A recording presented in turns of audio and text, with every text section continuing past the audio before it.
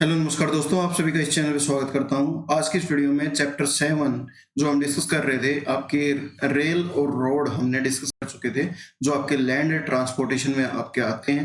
दोनों के बारे में हम डिस्कस कर चुके हैं। ठीक है, आज की इस वीडियो में हम आगे का जो चैप्टर रिमेनिंग है उसके बारे में डिस्कस करने वाले हैं। राइट, सबसे पहले तो हम यहाँ पर आपका जो नेक्स्ट एलिमेंट है वाटर ट्रांसपोर्ट, उसके बारे में डिस्कस करने वाले हैं।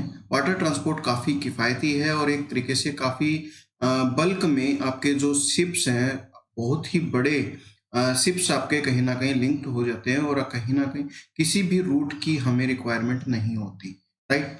यानी कि हमें कोई रास्ता बनाने की आवश्यकता नहीं है, जैसे कि हमें रोड में बनाने की आवश्यकता होती थी, राइट? इसके साथ-साथ यहाँ पर जो वाटर ट्रांसपोर्टेशन है, वो आपका एनर्जी कॉस्ट भी उसकी लोअर होती है, क्योंकि उसको पुल करने के लिए कई बार आपकी जो लहरों के साथ-साथ आपकी लहरों के साथ-साथ मूव करने लग जाती है, तो इस वजह से कहीं न कहीं आपका यहाँ पर जो फ्यूल की कंज़म्पशन है वो कम भी हो जाती है।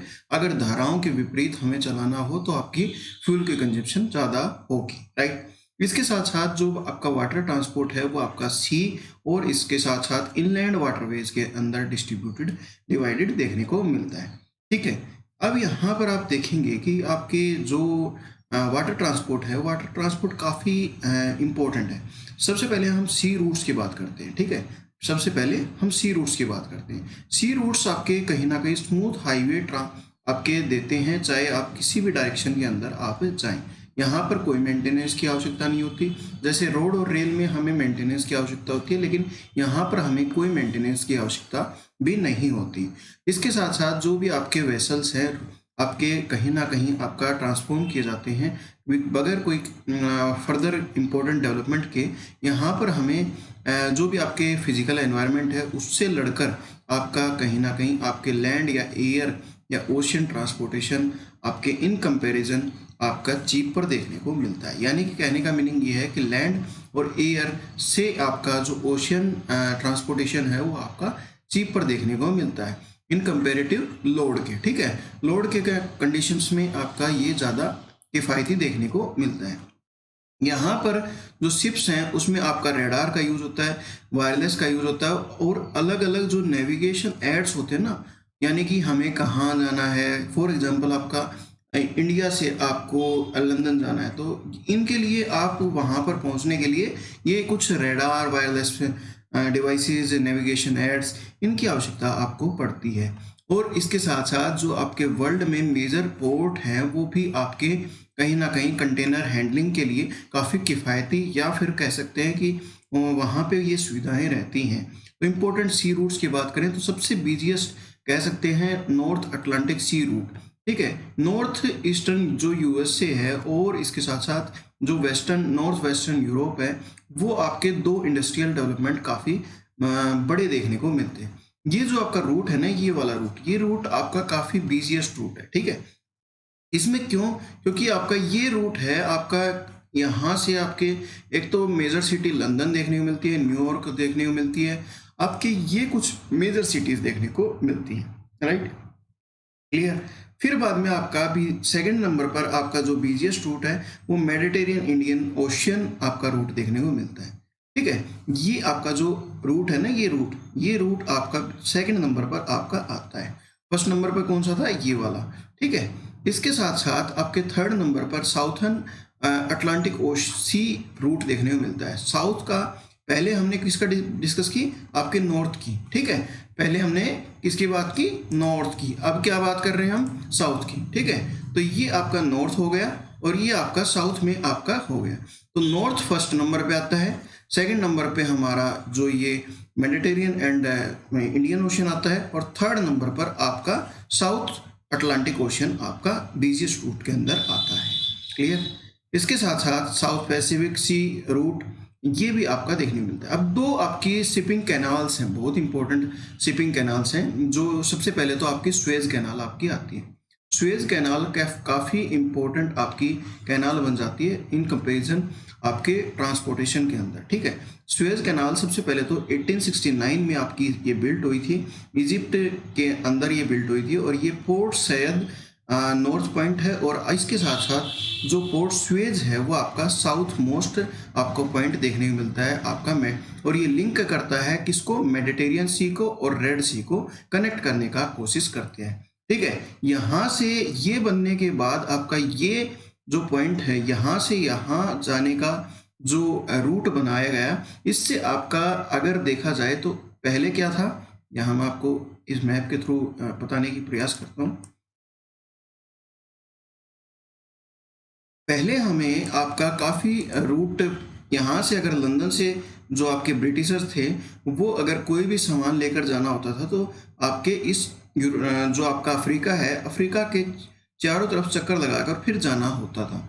ठीक है, ये स्वेज कैनाल आपकी यहाँ पर आपकी स्थित है, और स्वेज कैनाल की वजह से आपका ये जो आपका सामान है यहाँ से होकर सीधा आपका यहाँ पर चला जाता है।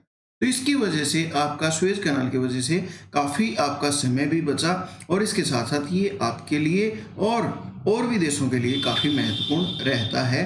तो ये स्वेज कैनाल आपकी देखने को मिलता है। सेकंड आपकी जो कैनाल है वो आपका पनामा कैनाल है। पनामा कैनाल आपकी जो आपकी 8 किलोमीटर एरिया में आपकी देखने मिलती है, और ये यूएस के 8 किलोमीटर है, और इसके साथ साथ ये कनाल जोन भी कही जाती है। ये जो कैनाल है ना, ये 72 किलोमीटर है पूरी कंप्लीट अगर बात करें तो ये आपके कहीं ना कहीं ये जो सिचुएशन इसमें आपके यहाँ से लेकर और यहाँ पनामा सिटी तक ये आपकी जगह आपकी रहती है इस पनामा कैनाल के अंदर।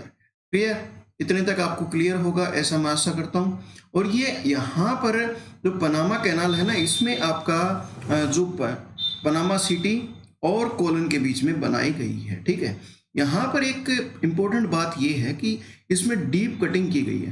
ठीक है, 12 किलोमीटर की आपकी लेंथ पे डीप कटिंग की गई है, और यहाँ पर लॉक सिस्टम का यूज किया गया है। शिप्स को लाने और ले जाने में आपका जो स्वेज कैनाल है उसमें कोई भी आपका लॉक सिस्टम नहीं है, लेकिन इसमें एक लॉक सिस्टम डेवलप किया गया है जो कि आपके डिफरेंट लेवल्स पे आपके किया जाता है। ये लॉक सिस्टम कैसे होता है आपको देखो इस डायग्राम में दिखाता हूँ। यहाँ पर आपके लॉक सिस्टम इस तरीके से बिल्ड किया गया है कि आपका कोई भी, यहाँ पर समझाएं, ये आपकी पनामा कैनाल है। ठीक है, तो यहाँ से कोई आपकी शिप गई, इसका आपका जो टेरेन है ना वो कुछ इस टाइप का देखने को मिलता है। ठीक है, तो यहाँ पर आपकी शिप गई, फिर बाद में यहाँ से इसको लॉक कर दिया जाएगा, ये शिप यहाँ चली जाएगी आपकी। ठीक है, फिर बाद में इसमें पानी और भी ऊपर किया जाएगा, फिर बाद में ये शिप यहाँ पर आ जाएगी, फिर इसको आगे बढ़ाया जाएगा, फिर यहाँ से ये लॉक कर दिया जाएगा और यहाँ से ये लॉक कर दिया जाएगा, इसमें फिर से पानी आपका और एंटर कराएगा, फिर बाद में ये शिप और ऊपर हो जाएगी। फिर इस तरीके से आपके कहीं ना कहीं लॉक सिस्टम के थ्रू आपकी शिप आगे बढ़ाई जाती है। ये आपका इस रिवर में, इस कैनाल में आपका देखने को मिलता है। ठीक है, थर्ड नंबर पर आपका राइन वाटरवे देखने को मिलता है। राइन वाटरवे आपका जर्मनी और नीदरलैंड के अंदर आपका देखने को मिलता है। ये 700 किलोमीटर का आपका देखने को मिलता है, और ये काफ़ी इंपॉर्टेंट आपके यूरोप के लिहाज से देखने को मिलता है। ठीक है, क्लियर। इसके बाद डैन्यूब वाटरवे भी आपके ईस्टर्न यूरोप में आपका है, जो कि डैन्यूब रिवर में आपका ब्लैक फॉरेस्ट से फ्लो होकर ईस्टवार्ड आपका कंट्रीज के अंदर क्या सुविधाएं प्रोवाइड कराता है।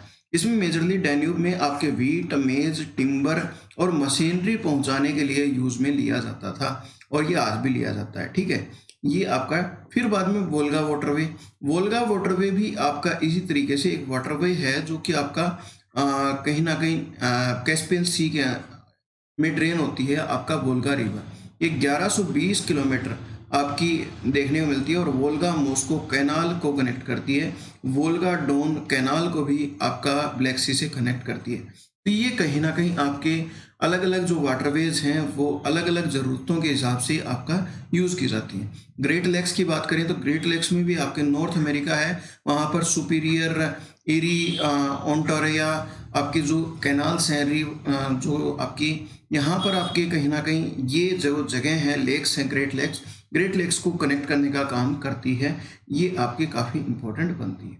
मिसिसिपी वाटरवे यूएसए में आपके gulf of Mexico air transport के बारे में डिस्कस करते हैं, हमने इसके बारे में डिस्कस कर चुके। वाटरवे होपफुली आपको सब कुछ क्लियर हुआ होगा। एयर ट्रांसपोर्ट सबसे पहले तो फास्टेस्ट मीन्स ऑफ ट्रांसपोर्टेशन देखने को मिलता है और ये बहुत कॉस्टली है, ठीक है, लेकिन इसके साथ साथ ये फास्ट भी है, ठीक है। अगर लंबी दूरी हमें तय करनी हो तो बहुत ही कम समय में ये आपको पहुंचा देता है। क्लियर? तो ये आपका एयर ट्रांसपोर्टेशन आपका काफ़ी इंपॉर्टेंट होता है। अगर आपको कहीं ना कहीं आपके हिमालय क्रॉस करना है तो हिमालय और किसी से क्रॉस करना बहुत मुश्किल होगा। हिमालयन आपका रीजन, आपका रूट्स को अगर कहीं ना कहीं कवर करना है तो आपका एयर जो आपका ट्रांसपोर्टेशन है वो काफ़ी इंपॉर्टेंट होता है। और जो भी आपके मिलिट्री होती है वो भी आपका एयर वेज के थ्रू ही आपका सामान ले जाने और ले आने में काफ़ी रहती है, ठीक है।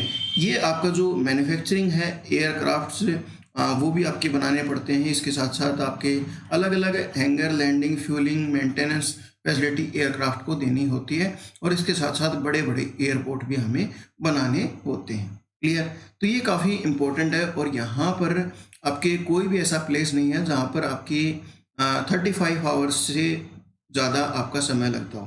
पूरे विश्व में कहीं भी आप पहुंच सकते हैं 35 घंटे के अंदर अंदर। ये आपका इसी की वजह से पॉसिबल हो पाया है। यहाँ पर आज के दिन आपके 250 प्लस आपके कमर्शियल एयरलाइंस आपकी रेगुलर सर्विसेज प्रोवाइड कराती हैं। यहाँ पर आपके अलग अलग कंट्रीज़ एंड अलग अलग जो आपकी एयरलाइंस हैं वो फैसिलिटेट कराती हैं। इंटरकॉन्टिनेंटल एयर रूट होते हैं। इंटरकॉन्टिनेंटल यानी कि एक कॉन्टिनेंट के अंदर आपके जो सुविधाएं प्रोवाइड कराई जाती हैं वो आपकी इंटरकॉन्टिनेंटल आपकी देखने को मिलती हैं, ठीक है। तो ये आपके अलग अलग जो कंट्रीज़ हैं जैसे नॉर्थ अमेरिका, नॉर्थ हेमिस्फीयर है आपका, अलग अलग ईस्ट टू वेस्ट आपकी बेल्ट है, ये आपके इंटरकॉन्टिनेंटल एयर रूट्स के थ्रू सबसे बिजिएस्ट डेंस आपकी बात करें तो eastern USA, western Europe, south east Asia, USA, इनमें आपके 60% से ज़्यादा एयर वेज आपके देखने को मिलती हैं। जैसे आपके न्यूयॉर्क है, काफ़ी बिजिएस्ट है, लंदन है, पेरिस है, एम्स्टर्डम है, आपका रोम है, मॉस्को है, कराची है, न्यू दिल्ली है, मुंबई है, बैंकॉक और सिंगापुर, टोक्यो, इस टाइप के काफ़ी आपके फेमस प्लेसेस देखने को मिलते हैं। नेक्स्ट पे चलते हैं, पाइपलाइन के बारे में डिस्कस करते हैं। पाइपलाइन सबसे पहले तो आपका जो एक्सटेंसिवली आपका ट्रांसपोर्ट लिक्विड के लिए और गैस के लिए किया जाता है।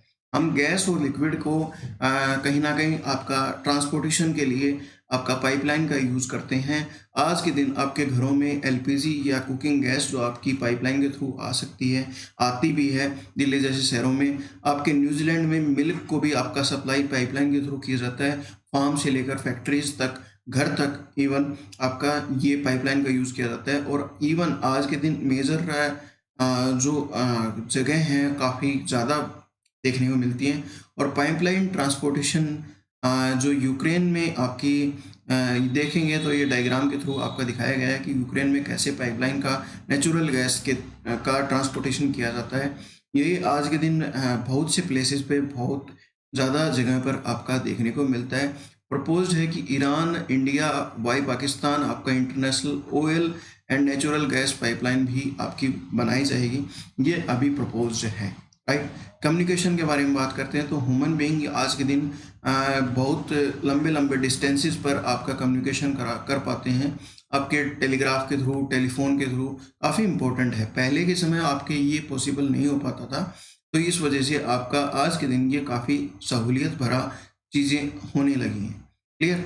इसके साथ साथ आपकी जो फर्स्ट जो ऑप्टिकल फाइबर केबल्स हैं उनके थ्रू भी आपका इंटरनेट यूज़ होने लगा है। उनसे भी काफ़ी इम्पोर्टेंट आपके जो डॉक्यूमेंट्स हैं या जो भी आपके कम्युनिकेशन हैं वो हो पाते हैं, ठीक है। यहाँ पर आपके जो धीरे धीरे आपकी कंप्यूटर्स 1990 के बाद आने लगे और धीरे धीरे चीज़ों में एडवांसमेंट आने शुरू हो गए। सैटेलाइट कम्युनिकेशन की बात करें तो सैटेलाइट कम्युनिकेशन आज जो भी इंटरनेट आपका इलेक्ट्रॉनिक नेटवर्क जो हम प्लेनेट पे कनेक्ट करते हैं 1000 मिलियन पीपल और इसके साथ साथ मोर देन 100 कंट्रीज आपके आज कम्युनिकेट कर पा रही हैं, वो सैटेलाइट कम्युनिकेशन की वजह से ही कर पा रही हैं। और सैटेलाइट आज के दिन कम्युनिकेशन टेक्नोलॉजी को काफ़ी इम्पोर्टेंट एक रास्ते पर लेकर जा चुके हैं। सबसे पहले तो इंडिया की अगर बात करें तो इंडिया में आर्यभट्ट को लॉन्च किया गया 19 अप्रैल 1979 में, भास्कर 1 को 1979 में, रोहिणी को 80 में आपके। इसके साथ साथ 1981 में एप्पल को आपका लॉन्च किया गया। ये एक एरियल रॉकेट था जो कि आपका लॉन्च किया गया। तो इस तरीके से आपके इवन बहुत ज़्यादा हम स्पेस में आपकी चीज़ें लेकर जा रहे हैं। इवन आज के दिन इनसेट जो आपका 1B है वो डिस्टेंस कम्युनिकेशन करता है, और रेडियो भी काफ़ी इफेक्टिव आज के दिन लेकर आ रहा है। और इसके साथ साथ आपके जो वेदर कंडीशन है वो आपका जो इनसेट 1B है उससे आपका फोरकास्ट कर सकते हैं। जैसे हम किसी भी जगह पर आपके कोई भी आपत्ति आती है, ट्रेजिडी होती है, तो उसको हम मॉनिटर कर पाते हैं आपकी इनसेट 1B से। वेदर को फोरकास्ट कर सकते हैं, वेदर का मॉनिटरिंग कर सकते हैं। ये आपकी फैसिलिटी तभी हो पाई जब आपके पास सैटेलाइट है, राइट। साइबर स्पेस इंटरनेट आज के दिन आप देख सकते हैं कि कितना फास्ट एंड ग्रोइंग नेटवर्क आज के दिन बना हुआ है। तो इस तरीके से आपका ये चैप्टर कंप्लीट होता है। होपफुली आपको बहुत मज़ा आया होगा, ऐसी मैं आशा करता हूँ। और आज के दिन हमारा जो भी कनेक्शन है वो आपकी इवन किसी भी हेमिस्फीयर में हम रह रहे हों, फिर भी हमारा कम्युनिकेशन बहुत ही स्ट्रॉन्ग बनता जा रहा है। ये किसकी वजह से? ये आज के दिन जो भी हमारे साइंटिस्ट हैं उनके बलबूते पर, या फिर कह सकते हैं जो यंग ब्रेन्स हैं वो उनके बलबूते पर हम हर एक जगह पर फतेह पा रहे हैं। तो यही इस चैप्टर में देखने को मिलता है। नेक्स्ट चैप्टर में मिलते हैं नए एक टॉपिक के साथ। तब तक के लिए बने रहें, सब्सक्राइब करें इस चैनल पे, और इसके साथ साथ वीडियो अच्छी लगती है तो लाइक भी अवश्य करें। धन्यवाद। जय हिंद, जय भारत।